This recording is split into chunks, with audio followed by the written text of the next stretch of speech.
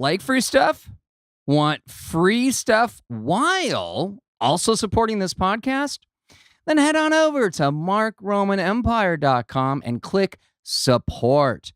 Discover free stuff from companies like Coffee Bean, Uber, and Lyft, plus groovy products and services from all our sponsors. Healthy lists that keep growing. Before you buy anything, make sure your purchases count.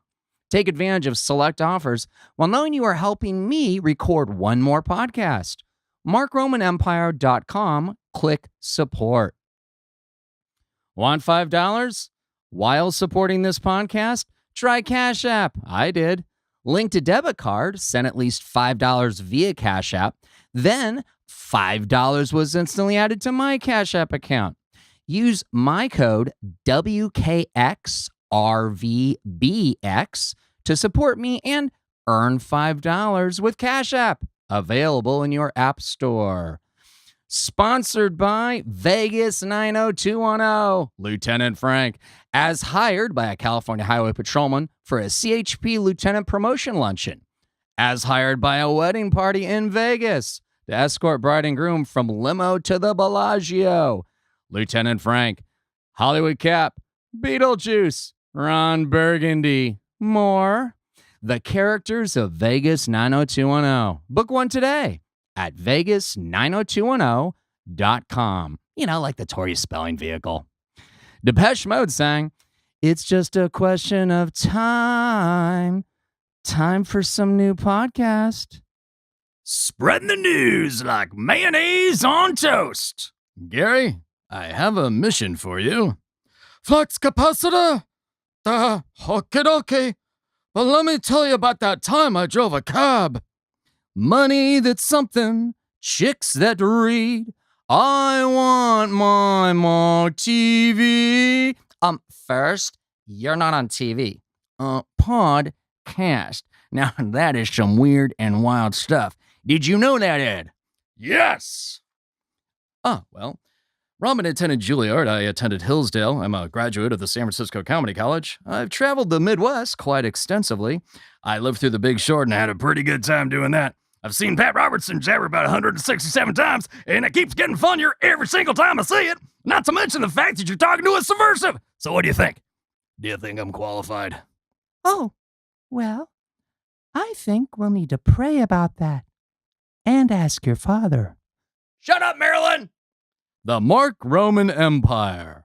Also, a podcast. It's showtime! When I'm with you, baby, I go out of my head, and I just can't get enough, and I just can't get enough. All the things you do to me and everything you said, I just can't get enough, I just can't get enough. We slip inside as we fall in love, and I just can't seem to get enough of my Marioki. Markioki. I changed my last name, not my first name. That was my Markioki of Just Can't Get Enough by Depeche Mode, because it seems I just can't get enough of Depeche Mode.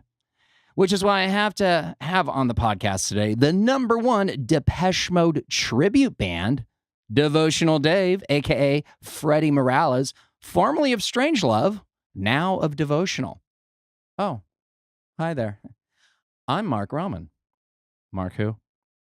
Mark Roman. You know, like the Empire. Depeche Mode dukes it out well with Matt Johnson of The and Morrissey and the Smiths for heavy rotation on my iPhone. Lots to get into with Freddie later. And apparently he's got Erasure, Duran Duran, and more on his tribute tap. Everything counts. I can't shake the disease. I suffer well. Black celebration, indeed. We continue to record here at Jung Records, Jung, Jung Records here in North Hollywood, carefully nestled in the wardrobe houses, car crushing yards, and strip club next door district. And we've got Major Wynn back on sound. How are we doing, Major? Pretty good. How about you guys? I can't complain. I can't speak for the listening audience right now. especially since they're going to be listening to this in the future. But I appreciate your concern, Major. I like that about you. I like that about you. I like that a lot. All right. What are we going to do?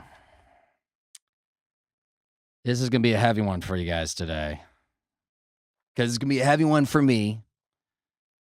It's been in the works. I knew this day would come. But, well, the events of the last week, I think, for a lot of us, triggered a lot of things. This is what it triggered for me. The truth will set you free. Survivors of trauma have learned through bitter experience and what we like to call civilization. That's not true. The truth is dangerous, frequently misunderstood, and frequently the harbinger of more trauma. However, there are moments when heroes step up and give survivors hope. Such a hero, as Sally Field and many others recognized, was Dr. Ford at that Kavanaugh job interview hearing. In the aftermath of that hearing, women came out of the woodwork, calling abuse hotlines to share their own previously hidden traumas. Sexual assault at the hands of powerful men. The hearings triggered my own PTSDs. Oddly enough, not the sexual assault I experienced as an adult. That took a day to even register. Perhaps enough previous PTSDs made the sexual assault against me kind of fade into the background. But then again, I'm no doctor. I just play a nurse on TV sometimes, and I can't afford the kind of health plan that would actually give me a comprehensive diagnosis, let alone treatment. Hey, I'm no Brett Kavanaugh. Too soon, Brett? Are you going to cry? I keep forgetting you, the privileged white guy, you're the victim. Right, Lindsey Graham? Is this what John McCain would do?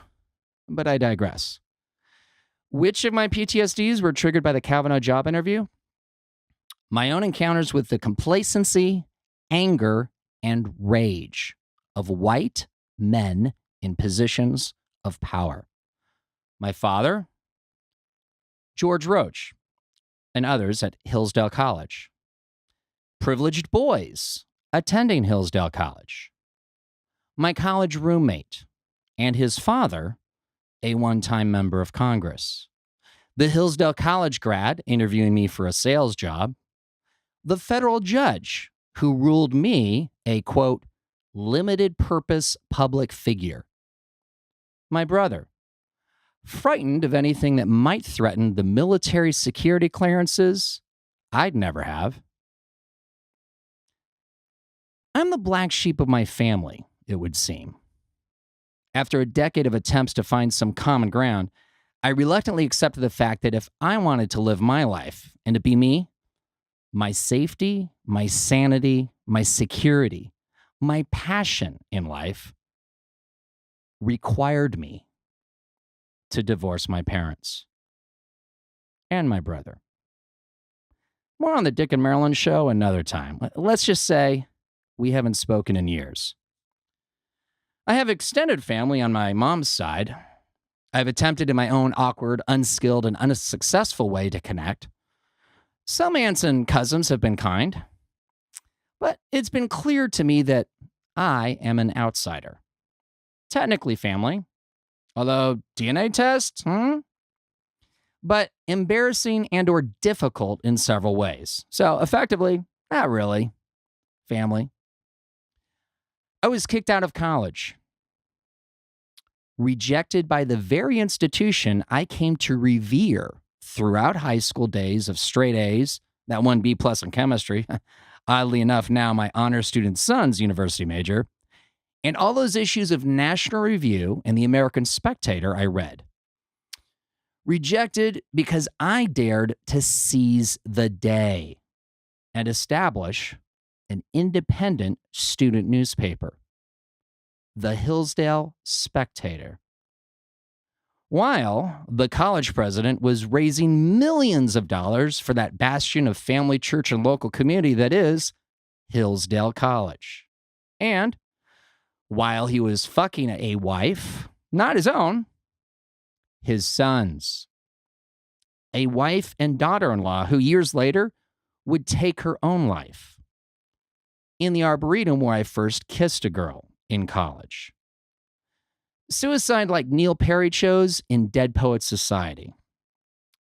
I've yet to take my own life, although I've been in the hospital for what the doctors who manufacture clinical terms, bloated respect in society, and outrageous bills for the uninsured, what these professional medical secretaries of illegible prescriptions, the opioid crisis, and expensive expertise call suicide ideation.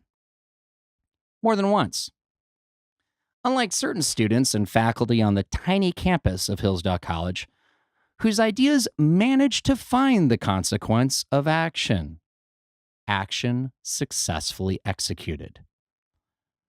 For me, it was not a physical death, just academic, economic, social, and emotional.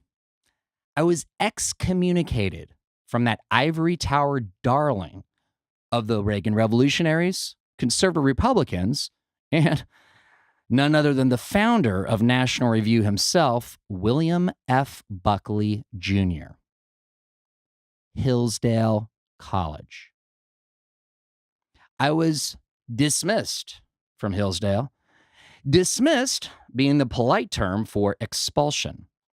Expelled not for rape, whether attempted or committed. Expelled not for drunk driving, as college president George Roach had been caught on multiple occasions. It has been frequently alleged. Expelled not for snorting coke at the frat house.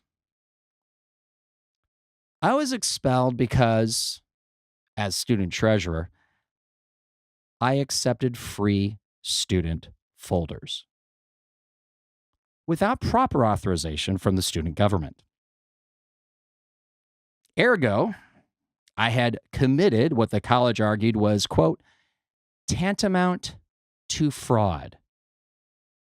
An alleged fraud against advertisers who took out ads in the folders, advertising I never sold, advertisers who never sought legal remedies against me. Ever. For an alleged crime I never committed. But Hillsdale College, proudly independent of government funding, needed an excuse to get rid of any independent student press on a campus dependent on the leadership and fundraising of the technically incestuous adulterer who raised millions for the academic bastion of family, church, and local community. Then president of Hillsdale College, George Roach. My signature on a receipt for free student folders was all the smoking gun they needed. So, Brett Kavanaugh. Can I call you Brett? Sorry, I really can't bring myself to call you Your Honor or even Judge. Brett, I recognize your rage. I recognize your entitlement. I recognize your privilege. I recognize your wealthy white pride. I recognize your childish tantrums, cultivated and refined inside a male adult who enjoys enormous power and influence. I've struggled with men like you, and in my own awkward and useless efforts against you, for only my entire life.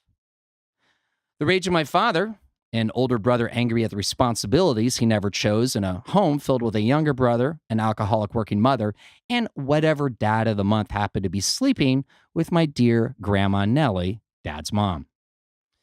The rage of my own younger brother, convinced he's earned the right to be the older, worried he might lose his precious military security clearances because service in the Marines and Air Force was the price of his college education. My brother and I came from a home ruled by an idealistic salesman who invested in born-again Christian zeal and TV preachers, not his children's college funds.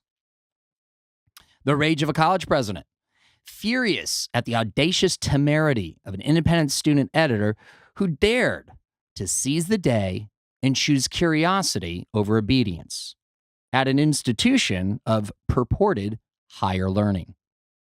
The rage of a college graduate and employer interviewing me for a sales job, angry at me for what he took to be my horrific disrespect of his alma mater, and by extension, the authority upon which the white patriarchy he enjoyed has depended. The rage of a former college roommate and a son of a U.S. member of Congress.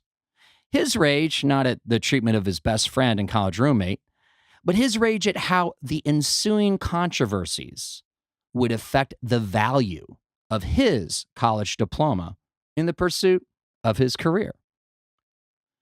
The rage of whoever had the power to place a 19-year-old expelled student editor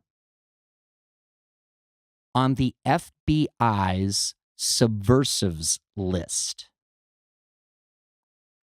A fact I discovered only when my attempt at processing the trauma of college expulsion led me to the U.S. Marines delayed entry program.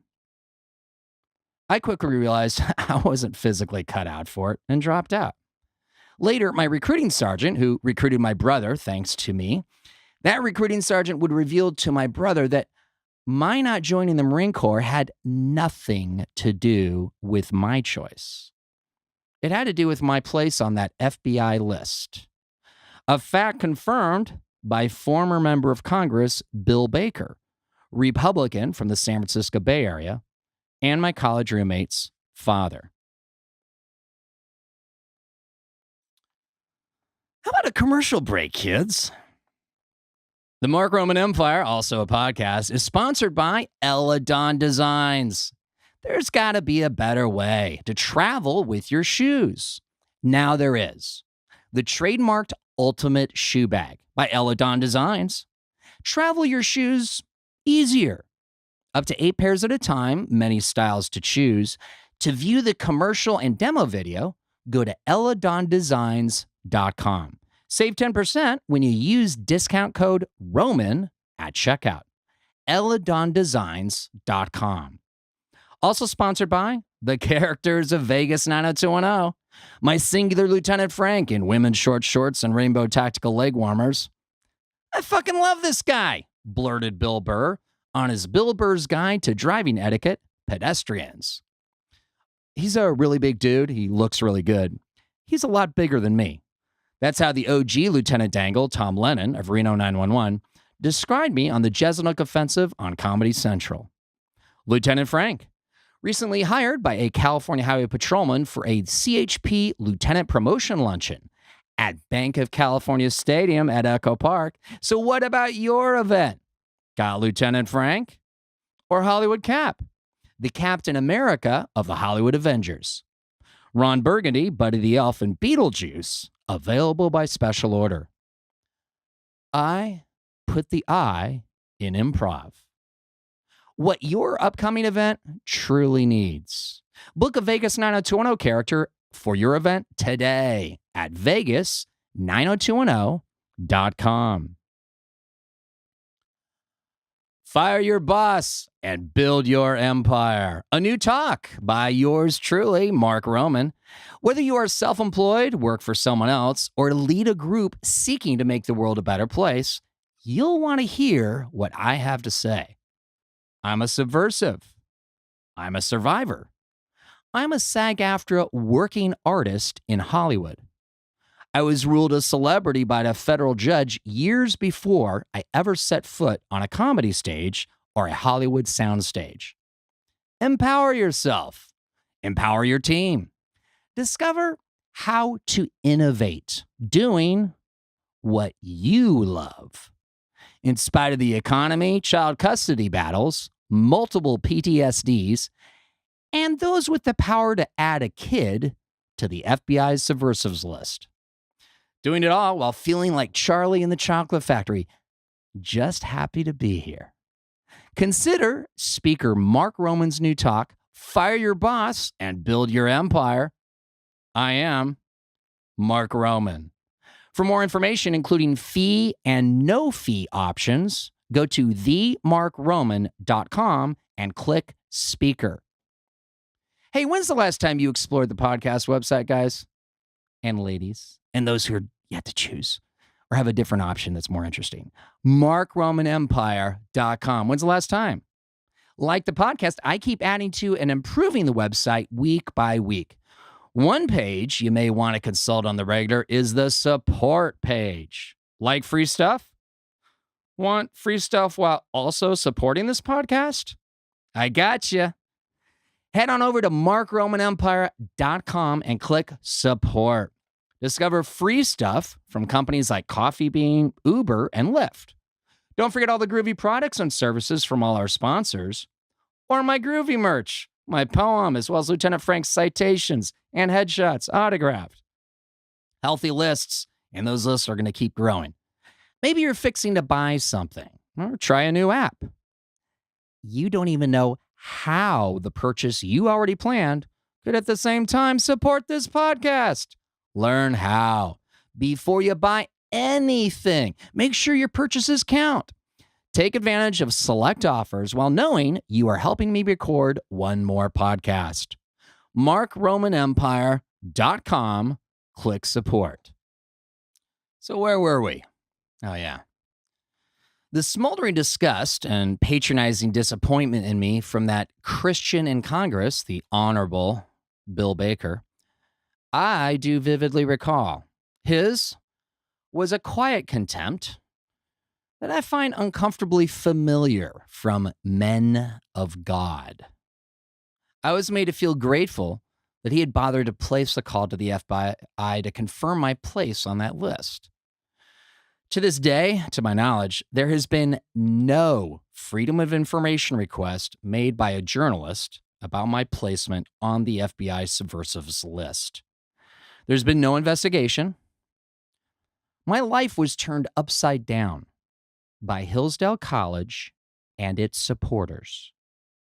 I struggle to accurately itemize the multiple traumas that power my many PTSDs. Look, I apologize if I lack the ambition to make the FOI request myself. One day, when the time is right, if he's still in office, I might ask my member of Congress, Adam Schiff, to investigate. I've met Congressman Schiff at a bowling alley. I like him. I respect him. He was dressed as the dude in a bowling alley, in a bowling shirt as well, from his favorite movie, The Big Lebowski, dressed as the dude. And I respect the guy. He's doing some great work in office. But I got to be honest, I want to meet one of my U.S. senators, Senator Kamala Harris. I'd like her to ask all the white men in power why a 19-year-old student editor was put on the FBI's subversives list. An action that has precluded this Eagle Scout from ever serving in the U.S. military or holding any kind of security clearance, including those required for civilian defense contractors. Not that I've ever been in a hurry to join the war machine, but that size rejection certainly leaves its mark on this mark. But Senator Harris kind of has her hands full right now, don't you think? I feel she is truly making the world a better place. I'd hate to do anything to slow her down, with even a moment's distraction. I guess that's how I feel.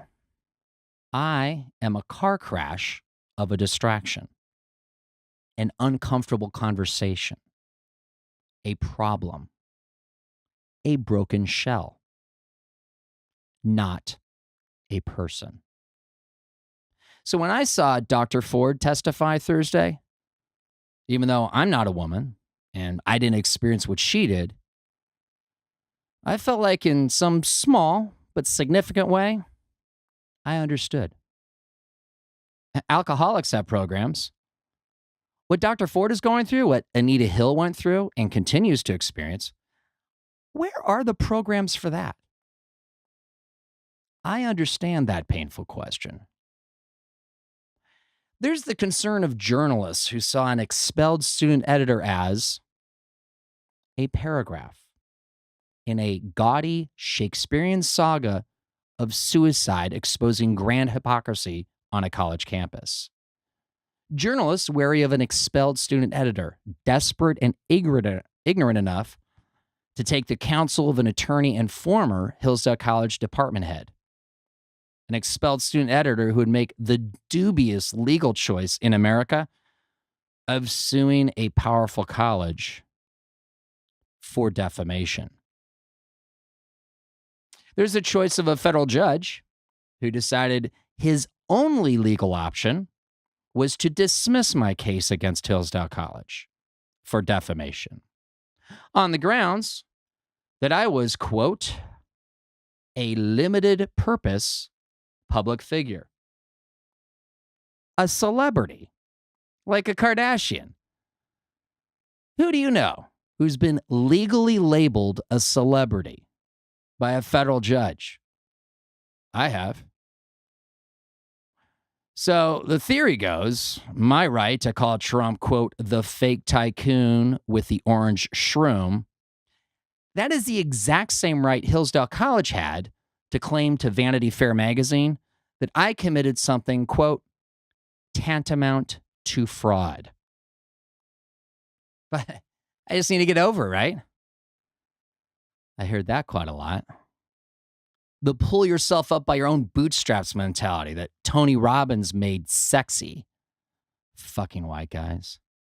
I know every woman listening to this right now knows what I mean. Everyone who doesn't look like a white guy knows what I mean. I have a son, busy in college. Yet he finds time every week to video chat with me. In spite of all the homework, honors fraternity work, and other activities that might consume a college sophomore eager to get that right lab assignment, earn the right chemistry PhD, and find the right professorship on his path to possibly be Jimmy Neutron in real life. Or Elon Musk, chemistry edition. He's sweet and generous, even to me, his father. I'm not sure I've earned any of that. I'm afraid of spending time with him, influencing him in any way. I'm frightened I might damage him that same way I was damaged by the anger and rage of a disappointed white man. And so, due to economic choices, the choices of others, and my own choices to do what I would wish for my own child, pursue one's passion in life, my son has had very little of me in his life. Part of me wonders if that protected him from the awful parts of me I'm still desperately trying to manage and purge.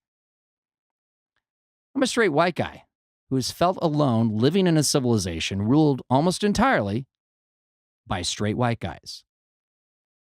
I feel alone because my choices throughout my life to embrace what I love, what gives me meaning, what makes my human experience worthwhile, those choices have alienated the very friends and family in my life who claim to love me. The choice of curiosity, the choice of discovery, the choice of seeking out and celebrating the diverse wealth of joy created by fellow humans who don't necessarily look like me, share my experiences, or think like me. I've dared, like Socrates, to ask questions past the boundary of the understood social order, without actually pointing out the emperor is wearing no clothes. My independence, curiosity, and enterprise was threat enough. While desperately seeking acceptance, if not love, I've grappled with the fact that a me I still barely comprehend cannot simply disappear in a crowd. I'm cursed to take the stage, grab your attention, if not a microphone, and pretend it is enough. It's not. But here we are. And my struggles certainly pale in comparison to those we observe in our fellow human beings only every single fucking day. Perhaps what feels to me like struggle, my PTSDs, my rejection by society, my loneliness, perhaps they enable me to more quickly recognize the arrogance, the stupefying defiance in face of the clear clues, the unadulterated bullshit, and yes, Brett, just plain evil of the powerful white men who whine, cringe, and cry like guilty schoolboys on those rare moments they are caught with their hand in the cookie jar. The abuse and crimes I've experienced at the hands of white men in power, perhaps those experiences are why I quickly and easily believe a Dr. Christine Blasey Ford and her accusations against Brett Kavanaugh. Their white racism upsets me. When a buddy with skin that appears to be darker than mine recently shared his concern about an extended family member who is the victim of a crime, I suddenly hear a random white guy in the vicinity ask, "Was he in a gang?" Afterwards, I asked my buddy about what struck me as a boldly racist comment. He replied, "It happens so often, he didn't even notice." My buddy was in a suit, and he works for a Fortune 500 that is also a Fortune 50, has for years. But that's the kind of courtesy and respect he experiences from white guys in 2018. Recently, I watched an episode of Jack Ryan on the Amazon. There's a scene where a terrorist has a flashback to his interview with a major bank in Paris in the early 2000s. He discusses his academic paper on digital banking that anticipates what we all take for granted today with banking apps on our phones and cryptocurrencies. But back then, the white guy bankers whisper amongst themselves about this guy in front of them with a non-European name.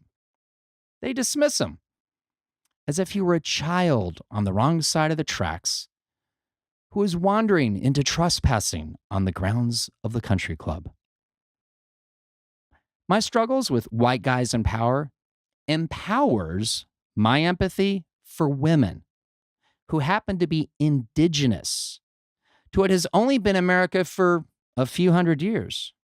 Yet, we insist on calling the Cherokee, the Sioux, the Navajo, the Apache, the Maidu, the Tongva, and all the other tribes. We, Americans, insist on calling them Native American, or worse, American Indians. Because Christopher Columbus and other white guys got to write the history. Meanwhile, the Holocaust of all the disappeared indigenous women in this country, the prey of sexual predators, crimes our society find less sexy than a blonde college co-ed white girl assaulted, raped, and murdered while jogging in Kansas. Indigenous women continue to be less than equal in America in 2018. My struggles as a white guy struggling within a white guy world allow me to look at that all white male wall, a wall of elevated senators that Dr. Ford looked at and faced Thursday, and instantly recognize those senators absolutely do not remotely reflect the demographics of America. You know, next month there is an election. All right, guys. That was a heavy one. Sorry. Kind of had to get that off my chest. Thanks for listening. Fan mail. You can write the podcast at romanpodmail@gmail.com. Perhaps you, dear listener, yes, you, perhaps you can be the first. Wait. I got something coming in here. Let's take a look here. Could this be? I wish you good luck. Green shamrock emoji. I can't date broke. Yeah, I don't think she listens to the podcast. Sorry about that. I think that was the wrong message. Anyway, I'd love to get into this week, the Twitter post at the Mark Roman and Instagram post at Vegas 90210. But hey, we went a little long here. We'll insert them in the show notes.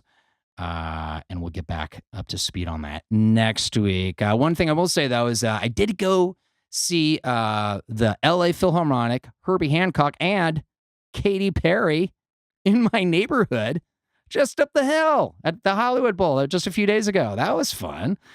My buddy, Jesse Merlin, hooked me up with his tickets. And he's busy now playing Dr. Hannibal Lecter in Silence, the musical. Now playing through the 3rd of November at Let Live Theater at the Actors Company here in LA. Where can you see me next? Will Lieutenant Frank make a cameo on Hollywood Boulevard? It's a great question. I can't wait to find out the answer myself. Lieutenant Frank will be at a single football tailgate coming up on the 13th of October, USC versus Colorado. And then, of course, there's Hollywood Camp on Hollywood Boulevard with Hollywood Avengers, Hollywood Iron Man, and Hollywood Wolverine. There's some other things in the works I'm not at liberty to discuss, but if you like seeing live events in LA, just keep your eyes open, okay? Don't forget, guys, you can listen to the podcast at Mixcloud, where Freddie Morales has his podcast, Podbean, Stitcher, and YouTube. On all those platforms, I am Mark Roman Empire. On SoundCloud, Mark Roman Podcast. And, of course, as always, go to markromanempire.com. That has all the links, plus rolling new grooviness. Keeps getting better each passing day, kids. You're welcome. My interview guest today, we're going to change things up here, all right? It was a little heavy. We're going to go to something super light, which is weird to say about Freddie Morales, because he is Devotional Dave, formerly of Strangelove, now helming Devotional, his latest Depeche Mode tribute band. So, yeah, Black Celebration. It's overcast today. It might rain. But I love this guy. I fucking love this guy. He's involved, actually, with more than just one tribute band. I met him while a character on Hollywood Boulevard. I believe my character, in fact, recognized him, then heckled him. Freddie was bemused. Later, I called him to invite on the podcast. That's easily a 5-minute affair, right? 90 minutes later, if memory serves, we reluctantly agreed to end the call and get on with our day. A fellow performer to audiences, he's like my comrade in arms. Not just because of his Dave Gahan act. I mean, people are people. But Freddie is a mensch of a guy. An amigo fuerte. Familia sin sangre. Look, you guys, you know I don't speak Japanese. Just know that I couldn't be happier to have here in the Mark Roman Empire, Freddie Morales. You wear it well, hermano. Let's talk. Freddie, not with a Y, but with an IE, like Freddie Mercury. Exactly. Thanks to my parents. They made a good choice. See. I wish I could say the same of mine. But hey, we all get to enjoy what you do. So, hey, let's start. First of all, I'm so happy you're here. Yes, I feel I got home. This is a beautiful studio. Well, thanks. It's really nice. Yeah. It smells good. I mean, I didn't make the studio, but No, but it's the cool place to atmosphere that you're record. bringing your guests, and I feel very Me too, nice. kinda. Nice sound engineer, knows his Right. stuff. Major wins on the boards This today. is this is better than the green rooms I've been. Seriously. I'm going to take that as a compliment, but as a comic, there's a Right? lot of, green rooms out there at Yeah, the I've very been- high profile establishments that are, I've seen better water closets. I'm not you very know. picky as long as there's water and a toilet and a mirror and a faucet I can wash and put my makeup on and There and you a go. hanger. A hanger. Hangers. Yes, or hangers. It's amazing those little tiny details that can like literally make all the difference, especially Seriously, when you're like I've been 5 in the- minutes to showtime. And then you have these great green rooms, beautiful room. Oh man, you can have a whole party in the bathroom and all that, but they don't have any hangers. I'm like, what is up with? What happened? Where's the hanger, dude? You've got a bidet, but I can't hang up my costume. Exactly. Wow. Yeah. Okay. And What then the hell? I end up hanging it somewhere where it's not supposed to be hung. Right. Right. Well. Yeah. What are you gonna do? Hey, I think we should start. Yes. Speaking of what we should do, well, with how we met, which, as I recall, if memory serves, I was Lieutenant Frank, one of my many characters, on Hollywood Boulevard doing my busking activity. Mhm. And my Lieutenant Frank's wandering past Tequila, which is a well-known and favorite to locals watering hole in Hollywood. And I recognized you. You did. I never met you before, Wow. but I knew of the myth and legend Wow. that is Devotional Dave because I'm a huge Depeche Mode fan. And I remember seeing on social media, things about your concerts and different things like that. And I'm like, oh, I got to go see that. That's going to be awesome. So I was parked in the back of my head. Meanwhile, life goes on.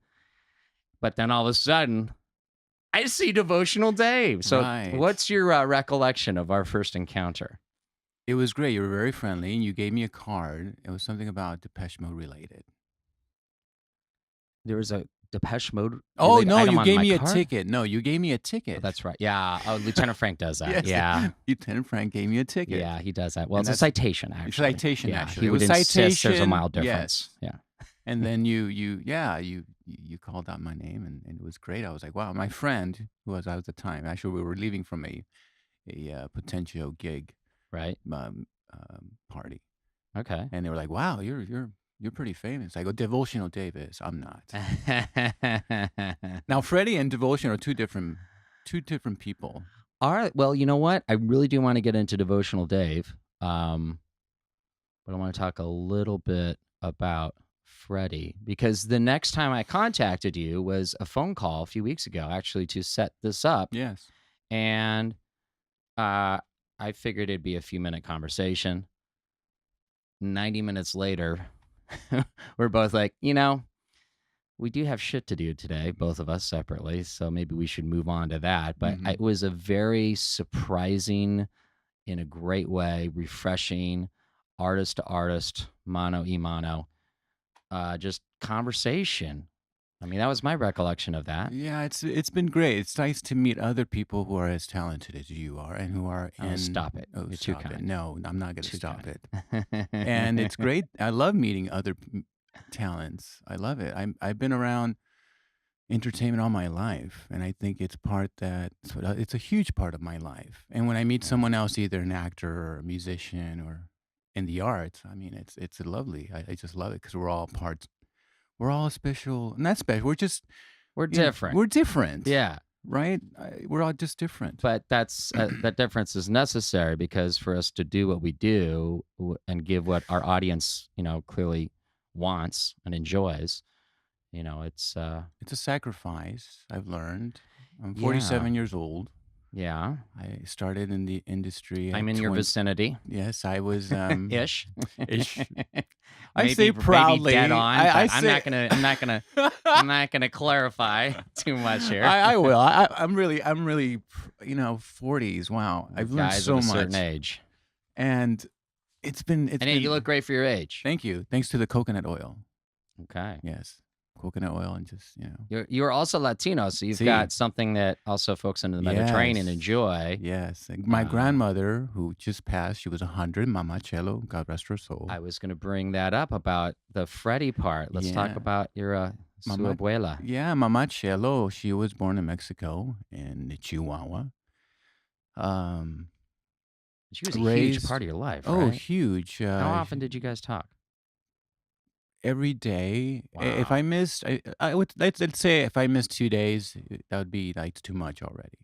That's how close I was with Mama Cello. There's some people who are like in, committed relationships that don't talk that much. You realize this. Oh, I've had girlfriends tell me, you call I'm sorry, but you call your mother more than you call me. I'm sorry.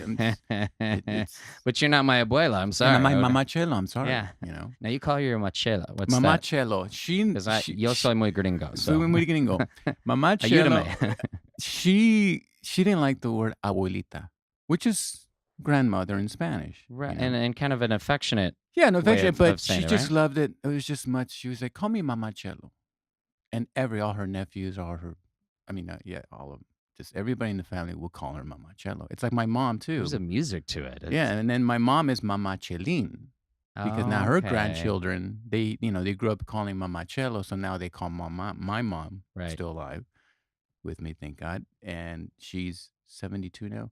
Oh wow. She then they Golden call girl. her Mama Chelo. I think my generation, my side of the family, Yeah. they've all lived 89. My grandmother outlived everyone. My dad passed it's going to be 5 years now in December. He died of cancer. Oh wow. 77. I'm sorry. Yeah, he had it tough, and luckily I was there to take care of him. My father was everything to me. My parents, I've been very blessed to have the parents that I have to support my craziness and being in the entertainment. Now, my father, But then you were able to kind of take a break from what you do professionally to take care of your family, and were able to return the favor. It sounds like, I can only Yeah. imagine, right? Which Yeah. you can't do if you have a typical job, but if you are self-employed, yeah, I was very. it can still be difficult. But like, you have a lot more options to Yeah, rearrange things, to find time to take care of things that are really important to you. Right. I've always had a full-time job working in the industry, either Mhm. and weekends were my band or whatever project I Sure. was, and I would travel. But I loved being behind the scenes. I was a production coordinator for 2 major labels in the English and Right. Spanish market. Mm-hmm. I got to work with the most incredible. I can list of all the famous people that I rubbed elbows with and learned from them. Oh, that's I was just a kid. fantastic. I was just a kid from Southgate. Growing up, Yeah. I went to Stanford Avenue Okay. at elementary school. Then I went to Southgate Junior High. Okay. Then from there, I was supposed to go to Southgate High, but they had this weird section off about, okay, these kids need to go this section and these kids go, all.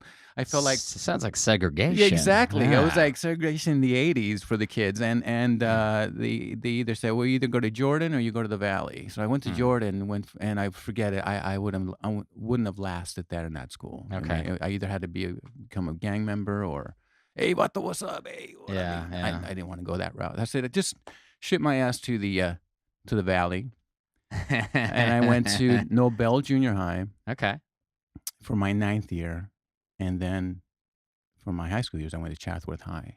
Okay. Yeah. So I was growing up with all the rich kids out there and the big parties, and it was Beverly Hills 90210 Valley Exactly. edition. Yeah. And then I would come back to my kid, my neighborhood is, hey man, what's up, man? I can't afford a keyboard, dude.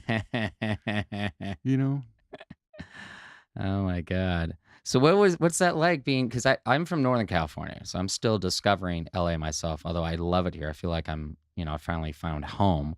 But what is it like growing up in LA, and especially growing up in LA as a Latino, because I'm a white guy. Mhm. So Yes. take me to school here, brother. Growing up, it's been great living in Los Angeles. Los Angeles has given me everything, my dreams, and being. Why is that? Why do you think it's Oh my such God! a I mean, I was breadbasket just, of opportunity for you as an artist? because my parents came here, immigrants. My dad was from Zacatecas, my mom from Chihuahua. And my dad came here first and settled and got everything and got our family. I was born in Tijuana. Okay. Yeah. So, and then I came here when I was 4 or 5 years. No, actually 4 years old. Went to the Oh, school. wow. Okay. Yeah, and then did all that legalization and all that Right. process. My dad was a hard worker, and music was always in our house. So I was the entertainer of the family. I would Okay. be the one putting the records and doing some You were kind of already either, DJing. Yeah, Before you even knew DJing. that you were being a DJ. Right, Yeah. DJing or doing some kind of comedy, because I love comedy too. I was either going to be a musician or a Oh, really? yeah, because I just love comedy too. I just make Interesting. Love making people laugh.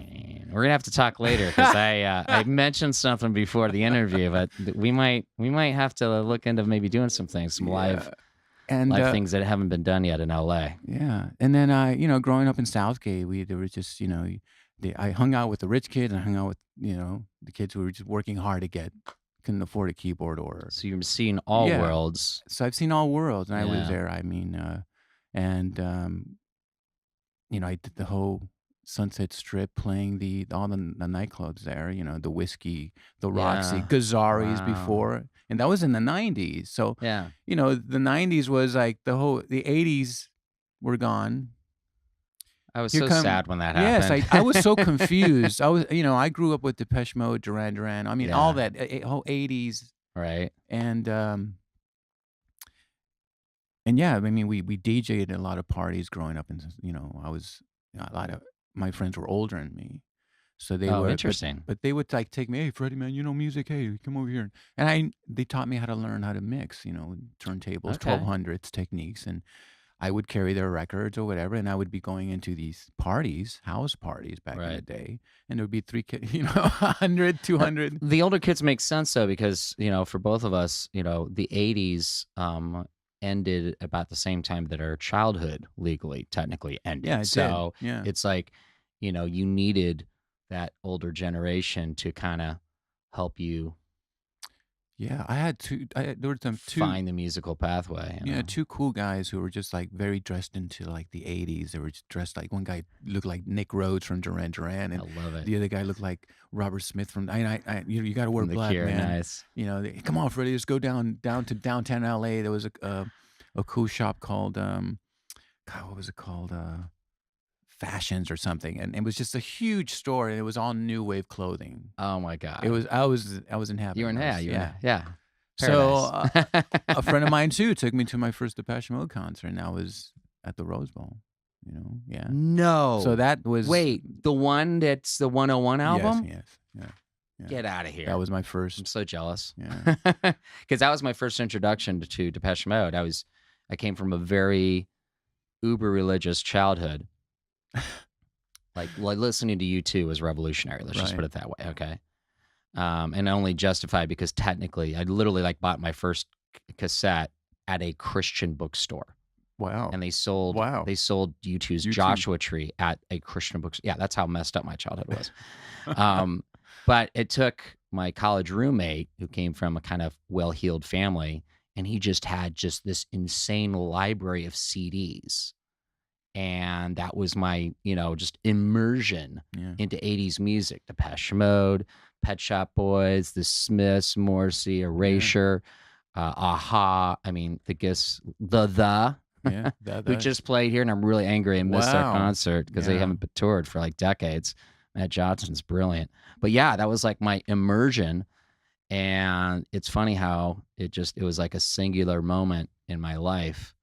And going from yin to yang, going from nothing as a Kimmy Schmidt in a basement to wow, Yeah. all of this. So going back, I mean, growing as a Latino and the whole '80s scene, I mean, we ate it up. I mean, my older friends the would produce. attraction? Because I noticed we have a mutual friend Yes. over at Sweet and Tender Hooligans. Yeah, it's very The Mexican Morrissey. the Mexican Morrissey. Yeah. And Respect that guy. That guy was like one of the first. Jose Maldonado. Yeah, he's got a huge. I've been to a few of their concerts, and there's Oh. a huge Latino fan base, which starts with Morrissey. Morrissey has a huge Latino Oh, fan it's base. huge. So what's the attraction? Would you say? What's the attraction Yeah. with the bands? Yeah. Us being Latinos, and we're passionate about music. It's the passion in our Yeah. blood. So if we hear a beat or some kind of rhythm, man, and it gets us, we're passionate about it. We want to experience it. We want to feel it. Hey, man, share it. Right. And I think that's why. But it's not just passion. It's a very no, we get to vote. thoughtful, brooding, Right. intelligent passion. Right. Because you look at those lyrics. There's a depth. There's also a simplicity. There's Well, a genius to come those on, lyrics. listen to the lyrics of the 80s and listen to the lyrics today. Come on. We were listening to some heavy, heavy messages Yeah. in the 80s, but with a dance beat. Yeah. And we were like, yeah, Right. you know, never let me down. Personal Right. Jesus. You know, it's like, what? Which is easy to dismiss. Like, people look at More- Duran and they're Right. like, it's a bunch of supermodels. And today hanging it's around like, bands. let me grab this, let me grab that. Tú sabes, oye, coño. You know, it's the lyrics have changed, man. Yeah, they have. haven't It's they? very thinned out, very thinned out. And Yeah. I don't listen to music today. It's dumbed down. It's yeah, you're getting just shit. I'm sorry. I mean, I would have never imagined when I was in college that all this music I was listening to, I would look back on and say, that's intellectual. No. Which, and I don't mean that in a patronizing way. I mean that in the culture has slid so far to, people who would read, to people that look at someone on TV and say that's a celebrity because they enjoyed sexual congress with someone who is also a celebrity. Right. And it's like, okay. Yeah. What book have you read lately? I don't know. I don't know, but I've been scrolling down Facebook and Instagram, and Yeah. I read stuff there. Yeah. I mean, I don't know. Did you? No, I'm old school. I still like to go to bookstores and smell Right? The smell. The smell. You There's open a up the texture. magazine. It's like you're immersed in it. Right. you I know? love print. I mean, I did printing. I had a few years working with one of the biggest print companies in LA, printing stuff for musicians. So Wow. the smell of paper, Right? fresh out of the press. and Right? it's like you open it up, you hear that. You're the first one to, open. There's there's a romantic ambiance to it that it is just so visceral, and it's triggering a bunch of different senses all at the same time and locks in the experience The that experience of Yeah. reading about your favorite band, smell, having something real in front of you. even the smell of like this taking the plastic cellophane off the CD cover, everything. or the smell of the There's that. vinyl, or Oh, that's the smell of vinyl. When you Yeah. buy vinyl and you Right. slit, the plastic. Yeah. Oh, Right? that's beautiful. I love it. As you should. Well, let's get into. You mentioned some big labels you were for. One that caught my eye was Universal Music Group. Yeah. Tell us a little bit about that. I started working experience. there. I jumped shipped off Sony.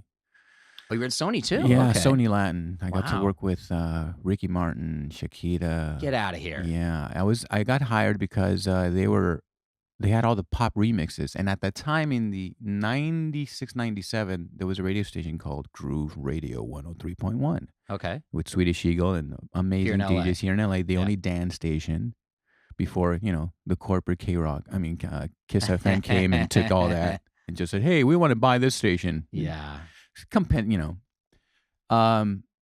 And I started working at Groove Radio, and then from there I got to meet these labels who were how can I, like I said, I've had an amazing time in music. Well, you got to give us a quick Okay, well, the here's first a thing quick that comes one. to mind, like First with either thing- Shakira or Ricky Martin. Here we or go. If not both. It was both. I got hired. I was working at Groove Radio. They Yeah. said, "Hey man, we need a pop guy to help promote these Ricky Martin. We don't know what to do with these." All right. Well, I got hired as their dance PR guy for Sony. Well, now what does that mean? What would you do? They pretty much take these remixes, Okay. go to every nightclub and have the DJs and play. Hey, because at the time, I don't know, the club scene is a lot better than today. People actually did dance. Yeah. Yeah. Right. Yeah. So I would go to I remember the day the dance clubs died. Exactly, Yeah, I do. right? So I would go to every nightclub, every hot nightclub that from 800 to 1,000 capacity nightclubs, and give these remixes to these DJs. Okay. And if they would play it, then we would have them, give them something, a signed copy or a limited edition. So I was responsible. I created my own thing for Sony. So you just inserted the music in the scene. Yeah, so I Yeah. was responsible for inserting, the music to all the right DJs to make sure that these people were listening to these remixes and that there Wow. was a market for dance music. That's a powerful position. Yeah, to be and in. the one record was Maria, which is a huge record, which was Ricky Martin's. And then during that time, Sony was one of the biggest labels, and they had Ricky Martin, they had Shakira, they had Yeah. all these. So I got my experience from working with them, And I got to meet the artists too. I got to work with Ricky Martin. Really nice guys. I mean, the guy is Well, just. give like a moment that you had We were with doing a Sam Goody. Remember, there was a store called Sam Goody's back in the day. back in the day at the Universal City Walk, Okay. and we did an in-store for one of his albums. Okay. Oh my God, the line was endless, just Sure. right. Endless. It was an amazing experience. It's Ricky Martin. Come on. So the press were there. It was just to be there around him. It's an event.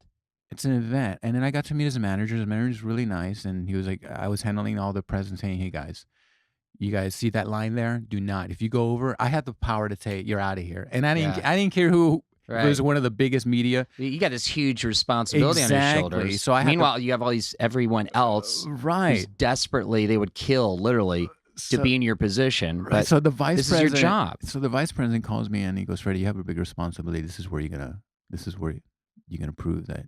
Now, this is the vice president of Sony. Of Sony, okay. And all eyes are on you.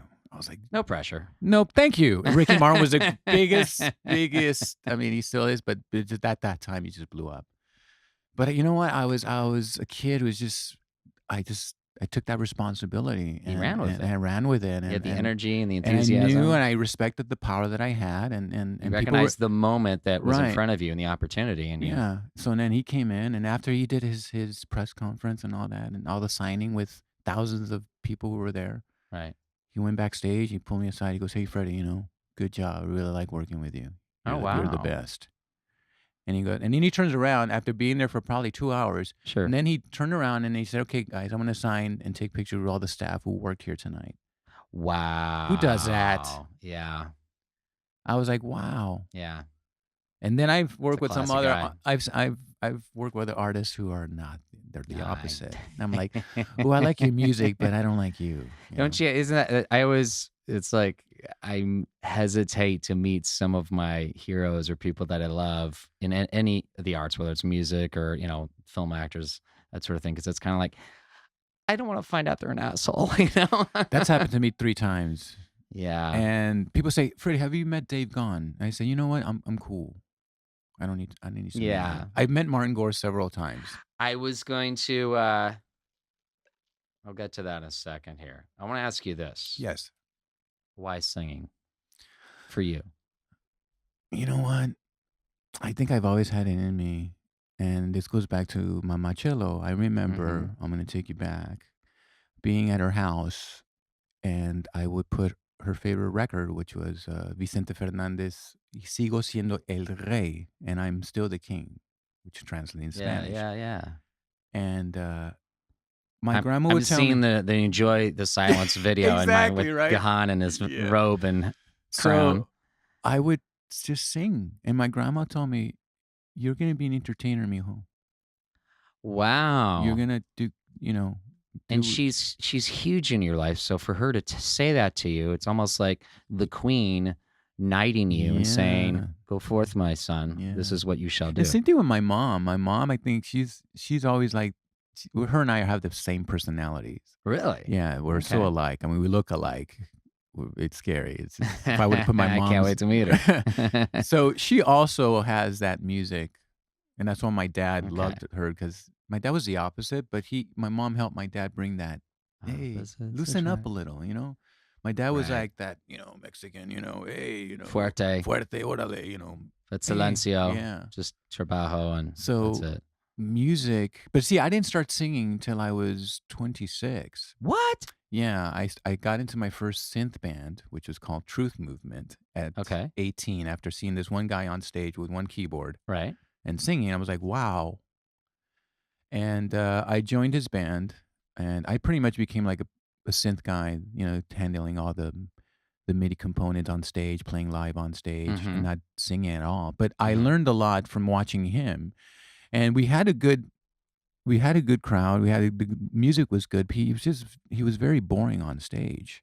Like he would, he really stage presence. Yeah, No he didn't really express what he was really. I mean, I know there's some people who just go up there and sing, but in this, I mean, after watching Depeche Mode, I'm like, dude, you got to move a little, you got to really interact. And them not giving So me a that. light bulb went off in your head. Yeah, You're so like, then oh, I was like, okay. And then I had a manager at the time. Yeah. And I said, you know what? I've been in this band 4 years and I think it's time for me to move on. fair enough. And I was like, and that's been always, it's chapters. That was one chapter that ended. This seems like a recurring theme. It and for is. listeners, regular listeners of the podcast, you'll probably continue to hear this, I expect, fully in future episodes. And that is your representation, regardless of whether you're a musician, you're a singer, you're an actor, whatever you do, your representation is clueless when it comes to the major decisions in your life, for the most part. Right. I just keep running into this all the time. Right. It's crazy. But they're a tool. They're like, a CPA or a janitor. There's someone you hire. They do it. They fulfill a function in your life. And if you don't realize in your professional life, if you don't realize that they're merely a tool, it's easy to think, oh, well, they're supposed to do all this stuff for me. Yeah. Mm-hmm. Right. They're doing a job that's very limited. Mm-hmm. And, if you make them money, they're going to be happy. But at the end of the day, there's a bunch of other people that they could do less work for more money for, and they're constantly looking for those opportunities. Exactly. That's the reality. Yeah. Tell me I'm wrong. Yeah. No, I mean, I'm always trying to perfect the talent that I've been able to, project and what I've learned from other pros. So I want to continue that in the quality of your work. Right. And when you are being stalled by other people who either their egos or mostly it's the egos, man. They got their own agendas, and it doesn't necessarily align with yours. there's It no may not even be malicious. It's just, The other day, I think I heard someone say about egos. They say, you know what, there's no problem having your own ego within yourself. But when you have an ego within a group, it does not work that way. Right. That's the death knell for collaboration. And it's very hard. I'm a collaborator. That's why I was a production coordinator for major labels. Why? Because I was the middleman telling highly recommended award-winning art director saying, hey man, that poster it's great. I need it by tomorrow. Give me it. But it's not red enough. I don't care. The marketing director thinks it's red enough. I just need it. If you had an out of place ego, you wouldn't have been given that huge assignment by that vice president at Sony, and the result of that wouldn't have been Ricky Martin going, "Wow, thank you, exactly, thank you, Freddie." Exactly. There's big ego would not have been able to do that. No, look, and understanding that.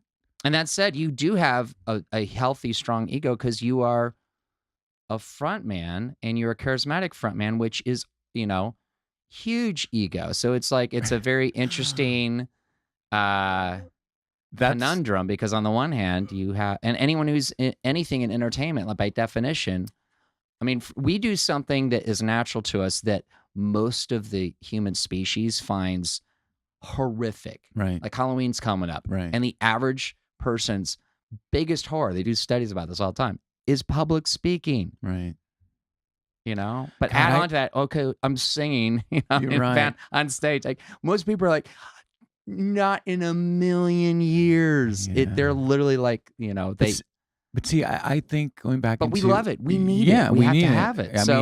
I'm talk a little bit about what you find is the juggling balance between having this strong entertainer ego that delivers what your fans want, but at the same time finding the ability to put that ego on the shelf when you're collaborating with other professionals or members of a band or a group or what have you to get the business done. Or that's a good one there. Right? Yeah, it's very good. Because clearly you've done that. So I think you are you're someone we should ask about this.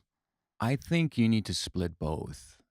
Because when you're in a successful What does band, that mean? Well, Split both. you get into your character. Like Devotional Dave is he has the ego. Why? Because he is I understand that. the front man of Devotional. Right. He represents what that tribute band is. Right. Okay. So I can easily be that character for 90 minutes, step off and be myself and go, oh, great. That was Right. great. Right. Lovely. And be myself. It's like a wardrobe. Right. And then people You see, take it wow, on this character, but you can take it off you too. were great. And I share the success of the show with everybody, not just me. Right. because sometimes the lead singer always gets the attention. Yeah, It's right. always, I've heard it all my life. Always the attention. Yeah, but you know what? I collaborate the success because without Well, these sure. guys, none of this would have happened. But Right. see, with having them makes me a better performer. Mm-hmm. And when the people who I invite on stage make me a better performer, I see them having fun, then I have fun, and then I interject that with the audience, and then it's how can I explain this? It's a responsibility when you're up there. It really is. It really is. You I know. I understand that. So Now, why tribute artist? it's funny. I got sick of in 2006. The industry was changing, and I just The got music sick of it. business. Yeah, Yeah. my original music wasn't. I mean, I was like, You have original music. Yeah, I have original Yeah. music. Before I even got into the tribute scene, I was always Yeah. doing original music. I've been in 3 projects. Mhm. I released 2 albums. One under the name Desvio, which means detour. It's Oh, a okay. synth pop Spanish band. We did really well. Nice. And then I jumped in, and then I got together with another DJ.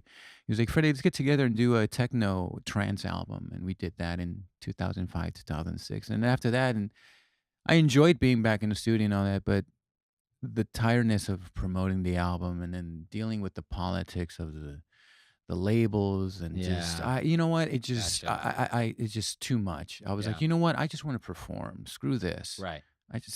Screw the managers and percent. I'm tired. I just want to go Right. out Right. and enjoy and perform Right. before I get too old for this, Right. Right. and I did. I ended up getting a flyer for a Depeche Mode convention, and that caught my attention. So I went to the first Depeche Mode And convention. for those of you who are not the 3 of us, you, Freddie, myself, and Major behind me, our sound engineer, you are currently holding in your fingers a yellow card flyer with black lettering that says the 2018 Depeche Mode Convention, Sunday, November 18th, 6 p.m. till 1:01 a.m. Not 1:02, 1:01 a.m. at Avalon in Hollywood. And it's got the circa 2000, or not 2000, but circa the 101 album, the original 4 boys at Depeche Mode. Yes. On the other side, a bunch of extra stuff. I see Richard Blade. Yes. He's the host. He's a host. He's been hosting this since the beginning with Ray, who are the 2 major creators of this. So this event coming up, this really goes back to the beginning for you. Oh, yeah. Yeah, it's been a history. Depeche Mode's been part of my life for the past now 8 years. So, But specifically this Depeche Mode convention here in Yes. LA. Okay. During the Is that crash. the genesis of Strangelove then, I'm assuming? Yes, that's Okay. when it happened. I joined to kind of give you the quick history of how I got into the tribute scene with Depeche. Yeah, I went to go see a Depeche Mode band, and I said, wow, this could be better. So, and Yeah. then there was some good elements there, but I Sure. said, wow, it just caught my attention. And I already being a Depeche Mode fan, I already had samples and stuff that I've collected throughout the years. And I said, well, Oh, wow. this would be a great opportunity to use these. Yeah. And You're do this ready. You're if prepared. There's a scene for this. This is fun. Yeah, yeah. So I was working at the time too. I was a film editor for another company. And then on my weekends and, days off, I would just, That's right, because you're a video editor, a graphic designer, a yeah, DJ. Yeah, I did all that. Yeah. So I do that, as I, make more income, and that's what I do. I love editing, and, Hey, you gotta- I relate. With working artists, it's like it's about the gigs, you Yeah. know? Some people have jobs. They have one place they go to get that one salary, and we're just like hustling. I Yeah. hate that word hustle because it always suggests something criminal No, or, we're always, or underhanded or like taking advantage of someone. It's really about, having it's like that bowl of candy over there. It's like having all these different little possible options. right. And you got to have a lot of them. And some pay well, some don't. Some lead to other opportunities. But you're constantly, it's like a new batch of gigs. But you know what? I like it. I wasn't used to this kind of gig. Like I had a full-time job, and then Yeah. I do music as a hobby, and I was always. But now, after it's been 5 years since I just been on my Oh, own. really? Yeah, Okay. Yeah. Okay. Well, then going back to this tribute scene, Yeah. I did Strangelove. Sounds a la Mode. No, I created Sounds a la Mode in 2009. Your podcast. No, this podcast is funny. I kept Sounds a la Mode because This is a band. yes, this was my Okay. tribute band Okay, called so this is the Sounds original a la Depeche Mode. Yes. It was Okay. a 3-member band. It was Okay. just myself, a keyboard player, and a drummer. And I put a visual, since I did video, I put the fourth member was video. So I Okay. had visual graphics. So we went on and did some shows. That caught the attention of the other tribute band. It was funny. Blasphemous Rumors at the time, Blasphemous Rumors. And I've heard of that band. yes. Yeah. So they were doing it already 5 years into the tribute scene. Right. So then one of those members contacted me and said, "Hey, you're the best. I think you have, all the Dave moves and the voice, and You've got Dave down. you got him down. I would like to work with you." Yeah. And he had Martin put a Gore band down. together. Yeah, let's do a band together. Like do lots of money. Yeah. Make lots of money. All right. And yeah, so we started Strangelove. Strangelove was born in 2010. Okay. Yeah, 2010. And that was with some other members. And then throughout the ride of that, we ended up changing a lot of members, either a Fletch or an Allen. Right. During that course, we were looking for musicians, to also, we were looking for the best musicians too as well to be Sure. a part of this, because you want the best. When you're playing in front of 300, 800, Start with good ingredients. 8,000, Right. touring the world, you're going from one place to another. And I mean, What's the biggest crowd you've played to? the Pacific Amphitheater, that was 8,000. And that was with the Sweet and Tender Hooligans. Nice. And then we did it again. What did Jose tell you that you shared with me when he said something when you guys, and maybe it was that concert? Oh, yes. You know what I'm He talking about? said, yes, let's see. We're on the right track. He said, "You're your own headliner now." Yeah, that was really cool when he said that to me. He goes, "Freddie, you're your own headliner now. Go headline your shows." What did it feel like when you heard Man, him I got say like that? shivers, like Right? to get that kind of Because he's huge, Jose. yeah. And I mean, that guy's been doing it longer than I have. And to see someone, he said, "You know what? It's good to see someone do a good representation of Dave Gahan." Right? And you know what? I'm not trying to say that I'm the best. I just have done a lot of research. And when you're doing someone that like a Freddie Mercury or a Sure. Dave Gahan or a George Michael, It's or really specific. you need to really, really Yeah. not just, and that's, I think, the difference right now with the tributes. We're now experiences now, Yeah. because we transport the audience to what was something back then in the 80s or 90s. I'm glad you said that, because as a fan, I found I saw Morrissey for the first time at the Hollywood Bowl last fall. Mhm. And I mean, Morrissey is a very, by definition, a complex Yeah. and troubled subject. And I say that with immense love. And I'm sure a lot of fans probably share that sentiment. But I had just a few weeks prior listened to a very abbreviated set by Sweet and Tender Hooligans over at, what's the music shop on Sunset? Amoeba? Amoeba, thank you. Because Amoeba will have like bands come in. It's a Yes. little like right in the store. There's people like looking at, vinyl behind you, and the band's like right there on stage. It's an amazing experience if you've never been to Amoeba for one of their live concerts. But it was this like short, tight set. And I found myself at the Hollywood Bowl listening to Morrissey, super grateful and excited and happy to be there, but suddenly thinking about that Sweet and Tender Hooligans abbreviated concert at Amoeba just a few weeks back, and I was like, "Oh, I kind of wish the Sweet and Tender Hooligans were doing this See, right that's now." the beauty. But it's almost it's not an unexpected thing, because artists they grow and they change, and they find new things that they want to do, and they it's a healthy thing to say, well, that's the stuff I did in the past. I'm doing something new. Like, it's like, I got to imagine, because right now Paul McCartney's got his album coming out, and he's literally like, he was on friggin' 60 Minutes the other day. He's just like full. I mean, his representation clearly, like, open the gates. I mean, I fully expect him to like show up and be on my podcast next week, because he's Right. been like on everything. Wow. He's just like, Yeah. but he he's got this new music that is really important to him, that he puts all his effort into, and he still desperately wants people to love it because it's good.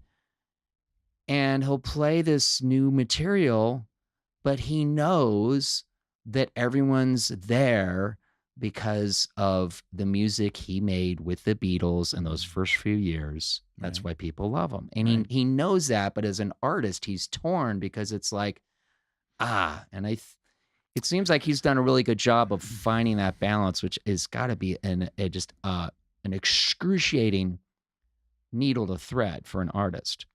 You know, So, I've for you, but as a tribute artist, what I, as a fan, experience and really enjoy is that you are capturing, because you love it so much, you're capturing that time, that era.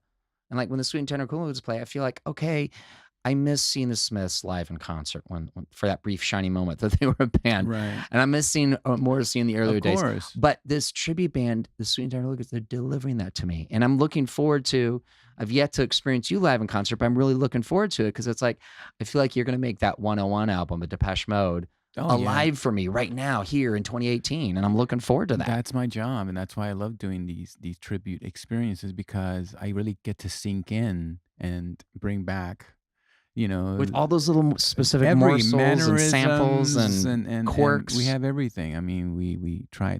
I love it. It's an art of recreating something that was. You have to love it to be able to deliver. Oh, the you have. goods If you're here. just If doing you it for the don't- money, forget it. It shows. You can't it mail shows. us in. Yeah. And I've seen a lot of tribute bands out there who go on stage Yeah. and they're just doing it for the money, and it just looks it's like, Yeah. and seeing that ruins it for bands like us who are really, really. Gives you a bad But reputation. I think people get it. They see which bands, go Yeah. out there because they go out and they paid their 10, 15, $20 to go see a tribute band. I'm going to give them a good show. Yeah. I want them to have to walk out and say, "Wow, Right?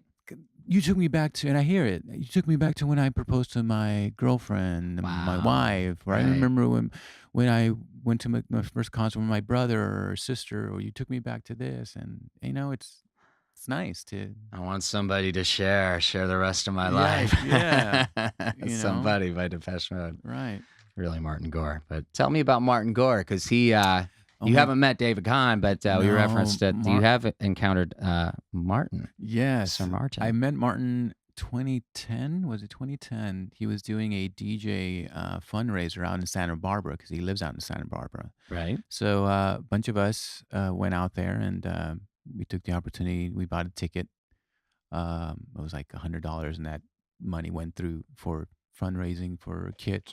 Oh, cool. He likes to Yeah. help his community and, music for kids, and that money helps to buy instruments Charity for school event. charity, Yeah. So it's great. And Martin's really good with charity. He's got Depeche Mode's also involved with the water charity that helps. Oh, they are. Oh, Yeah, fantastic. They're very, Okay. they don't like to promote it too much because That's that's the not, thing that Matt Damon is known for, right? yeah. Is that No, the same no, thing, or is it a it's different It's thing? a different one. Okay. Yeah. You can go to Depeche Mode and there's a page on Find the there link on. and Okay. find it, your charity. And so I got to meet Martin Gore that night. We were just 150 people there, very close, and Yeah. just to meet him and see him. Wow. And we really had a nice conversation. I didn't expect to have a long conversation with him, but he looked at me, double take. He goes, How "Oh, long? you look like young Dave." So He said that? yeah, Wow. And I said, "Oh, I sing in the Depeche Mode tribute band," And Oh, he didn't even know it. So He his didn't even- first right. first take on you is, oh, you're young Dave Kahn. yeah, and there's photos and I remember you. yes. So that was the first time I met him. Wow. Very nice, and that was that's cool. a bit of an endorsement, right? Yes. So and then as we were touring and the popularity of Strangelove came about, of course he would probably hear about us on YouTube, and Sure. we met from people from his camp that, "Oh yeah, Martin Gore watches you guys' your YouTubes." And What? he's so there's a quote where I think there's an interview with him, and he says, "Yeah, I watch some YouTube videos of these tribute bands," and he mentioned something about me having Dave's mannerisms down, and so I took that, and That is so it's been great groovy. for me to like get that kind of response from the band, well, from Martin Well, Gore, yeah. and for them to see what we're doing, because he must be he's blown away at what we do and how we recreate the stage and the samples and all that. And then the That third is so time, cool. I was at the NAMM convention, and I was at the Moog. Broadcasters? No, it was NAMM convention every January up in. It's all about music, guitars, and NAMM. Okay, those are initials. What do they stand for? Take me to school here for a sec. NAMM. NAMM. National Association of Broadcasting Musicians? Musician No, broadcasters. no. Musical broadcasters. No. Van, I like to buy a vowel. I should know this, but right now I've been in the studio. It's all right. But we'll look it up. It's all right. It's a huge convention where all these who? of just products of every musicians, drums, Okay. keyboards, and It's a music convention. in music convention. industry Yeah, there you go. convention. Music convention, and celebrities go there, and sometimes you Right. get Stevie Wonder's been around there. I mean, you get Cool. high profile musicians that go there and promote their Sure. product or promote whatever they're promoting. Right. So Martin Gore happened to be at the Moog station. Mm. So I'm like hanging there Of watching course. this demonstration of this awesome Moog display Yeah. synthesizer, and I look to my left, and right to my left is Martin Gore, right Wow. next to me. Wow. I look, and then he looks, and he goes, "Hey, hi, how are you? Hey, little Dave." He called me Little Dave. So there I am Nice. watching this Moog demonstration with Martin Gore. with Martin Gore and his assistant at the time. Wow. And then I said, Martin, I'm like, oh yeah, nice to and then we talked about, it was funny. We talked about tech stuff. It was great to talk about synthesizer, not, oh my God, because I'm pretty sure they hear it from fans. And it was a nice conversation. It wasn't Yeah. a scary conversation. Yeah. So I respected the space, and it was, I just took that moment like, this is a moment for you. And Martin Well, Gore yeah. talking about keyboards Sure. in a Moog booth. You're listening from the master. Right. The source. Yeah, we're talking about Yeah. frequencies and stuff. Oh, and then he also DJs, and we talked about the tractor system that I use. Do you find this? And it was just like he's just doing banal shop talk. right, and it was awesome. So I asked him, Insanely valuable shop talk to you, I got to imagine. Totally, but I was like, yeah. I have that same problem. And he Martin." probably appreciated being the celebrity that he is, instead Yes, of having to deal with, as much as, one loves fans right. as an artist, the fact that he could just have this plain, dull, ordinary shop talk conversation with a fellow musician Yeah. who is talented and knowledgeable, and it's a intelligent, creative conversation. Yes, so that was great. And It's then useful. I asked That's- him, I said, Martin, do you mind if I take a selfie with you? This would be great. Oh, go ahead. Nice. I took the selfie, Yeah, and then we hung out for a while, and then we disappeared. I went on my own. sure. I posted it up on Facebook. Yeah. Right away, it got picked up by the Mirror UK. It was the What? magazine. Yes. And there I am. And you can actually, there's The a Mirror Yes. in the United Kingdom. Yes. A tabloid. A tabloid. Tribute band singer Devotional Dave meets his, Martin Idol. Gore. Yeah. And it was just awesome. And there you go. Wow. Circulate out. There I am in the world So news. you've been in the mirror. I've been in the mirror. Freddie Morales is seen in the mirror. Yeah, and then I the love other it. times have been I walked into the bathroom, and then he walked in, and we actually took a piss. No, I haven't shared this story, but and it was hey, I know I'm not going to shake your hand after this, Marty. Yeah, That is so I've had some really hilarious. cool encounters with Martin Wow. Gore. Martin. But Dave, now I actually was 10 feet away from Dave Gone, and Really? that was at the Jimmy Kimmel. And everybody was like watching me, like, is Freddie going to meet Wait, Dave? Jimmy Kimmel. Oh, he's that guy. He has a podcast, right? Jimmy Kimmel. Jimmy Kimmel's he's a host in Channel 7. Oh, okay.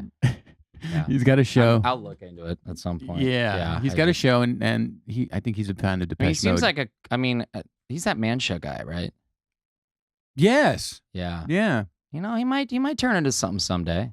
You I think if he like hung around and actually listened to Sarah Silverman for a minute, maybe he'd be doing more than just a little podcast. I don't know. right. Like maybe someone needs to really help him and maybe get him on Ellen or Maury Povich. There you go. Nothing builds a Yeah. career like Maury Povich. Exactly, that Enough guy. about the Jamie Kimmelbach or whatever his name is. So Let's do, because oh my God, We went all over this the is going to place. go we forever, went all over the place, right? and this is sped by so fast. I know. I knew it would, I know. but if we can tie this up with a nice little bow, you have relaunched as Devotional, and you also have more than one tribute band that is under your umbrella. Describe the umbrella, describe the bands, and then we'll wrap up with the Depeche Mode convention. Yeah, I actually now, starting the beginning of the year after my separation with Strangelove and the agency, I just decided to continue with the Depeche Mode. Now, you haven't call. shared this with anyone else, so this is No. an exclusive on Yes. the Mark I'm not- Roman Empire, also a podcast. Right, I haven't talked about it. Everybody's, talking about what happened to Strangelove. Well, thank you for sharing with Of course, with me. the boys are doing their thing and I'm doing my thing now. So, and that opened a lot It of happens. opportunities. And I created Ultra Tributes, which is a home base of my favorite bands. So now I have a Depeche Mode tribute, a Erasure tribute. We have a Duran Duran tribute band. Under Kind that. of doing a Quincy Jones thing a little bit. Why not? here. I just saw his Yeah. documentary 2 days ago. Amazing man. Yeah, I heard an interview about it. I can't wait to see it. Yeah, so watching him and at his age and still out there pushing new artists and doing his I thing. think he was being interviewed by Kim Masters for KCRW's The Business, if Okay, I'm yeah. not mistaken. Yeah. So being just the motivator that I am, I just It's brilliant. created this in a matter of just You got Yeah. Erasure, Duran Yeah. Duran. yeah. And now What I'm else? also working on the Latin tribute scene, which now we have a tribute to Gloria Estefan and Miami Sound Machine, Oh, which is wow. called LA Sound Machine. Nice. Also decided to do a Ricky Martin tribute, Enrique Iglesias. Okay. And we also are now working with a J-Lo singer who her name is Connie Pena. Okay. Amazing, looks like J-Lo. And Wow. I'm working on putting her show together under the Ultra Tributes. And it's fun because I get to not just do just one thing. I love doing what I do You're with Depeche Mode. collaborating. But I love collaborating. It keeps It's like a live DJ. Instead of Yes. reaching for a track, you're literally, here's this live group that does this so well. Yeah, so it's everybody, and the amazing part, everybody wants You've to elevated your curation game. Right. Freddie Morales. Hey man, I'm still, like you got to live it every day like it's your last because you never know. I mean, the way the world is today. Well, hopefully it won't be my last, but it will definitely be my first Depeche Mode convention, Yes. 2018. Let's gonna wrap up the bow on that here. So I'm What inviting. is that? That is a convention that's been going on for now 8 years, and I've been very, very happy and still being involved Okay. in the project and in this event. Richard Blade is going to be hosting it with some great DJs, Alec Transistor and Stephen Wayne, Lovely, and others these are the guys who keep this convention. And pretty much it's Nice. a bunch of fans. That's how I met my girlfriend. Oh, really? Yes, I met her at the convention. She was there with her boyfriend at the time, and then she saw me. We were singing Higher Love. She said, "When you sang Higher Love, that's it. I needed to check out and find out." And I love her. Her name is T. And that's I saw a T at the what is it, the out, what is it called, where you perform a lot? locally? the offbeat bar. The offbeat, where Yeah. you gave me Yes. very generously. I wasn't expecting that. I was like, I want to buy a T-shirt. And you're like, here, just take it. Take it. Which I wore on the podcast. I know last you do. week, It so. looks a nice fit too. It looks good. Yeah, thank you. I know. I thought, wait, this is a small. I'm like, well, okay. So I Yeah. guess it doesn't. My one pack I got to subdivide down there wasn't showing too bad. So So it's Depeche Mode convention, and it's really cool to have the person you love be supportive. oh my of god, what if it you wasn't do, for isn't it? her, I probably would have been doing something else. She's been the star of keeping me alive, and as far as being out and entertaining people, she really does. I really have to thank her for It takes a really It does. generous spirit to be able to do that because she's sharing you with all your fans, Yeah. and those fans, are going to express themselves in a Right. variety of ways, and I can imagine it can be taken, It's all she understands, and then she's a great hairstylist. I mean, we have a really good relationship. It's like we have she keeps me going, and with the project with Depeche Mode, because she's also a big, huge fan of Depeche Mode, and that certainly helps. so Depeche Mode convention, November 18th on a Sunday, 6 o'clock to 101. To Richard 101. Blade. There's gonna be 2 bands. I finally got it now. Jesus. You've got It took me a while. Took you a while, right? Jesus. Yes. Richard Blade will be 101, hosting, and then we have a band from San That's at Francisco. Avalon, right? In Hollywood. Avalon, which used to be the Palace. Okay. Yeah. And we'll be headlining the show, and we have a nice set list. I can't wait. So as my first experience of you performing live, do you feel like that's a good first? Okay. Yeah. That No one. pressure. No, I love that stage. Are you kidding me? The Avalon, that's the Palace. That stage. I've never been. There's so many things I've yet to do. I used to I'm party- still making up for the first 2 decades of my life where I wasn't listening to music. Do you understand this, Freddie Morales? I need you to help me. That's why I'm bringing you out to the right. events I DJ with, at. That's where you come out, and get to learn the scene. Because we're keeping the scene alive, man. Hey, we're the last generation to keep in the 80s. Right? There's a lot of good stuff. I mean, I know there's crappy stuff. We know. There's we get crappy, it. but there's good stuff There's out there. a lot of good stuff there. Yeah. Yeah. So that we should have held on to, Let me give out the for tickets. Yes, where do people go? Musicconventions.com. That's for tickets for the convention. Musicconventions.com. And then if you want to, find out about what I am doing, ultratributes.com. Ultratributes.com. And you can everything Freddie Morales, right? Devotional Dave. You can find that on Facebook and all that good stuff. All the other tribute bands that he has corralled together in Thank you his so growing much. empire. Thank you for inviting me For here. And what? Inviting, Are you kidding me? to chat. Thank you for being you, doing all that you do. You got me out of the studio. I'm always, in there. I brought you to another studio. I know. I love it. See, but I'm going to someone else's studio. That's what's good. I get that. I get that. I know. I need to start visiting some other podcasts myself. Yeah. So, Freddie Morales, Hey. love you, brother. I love you too, man. Depeche fucking Mode. That's right.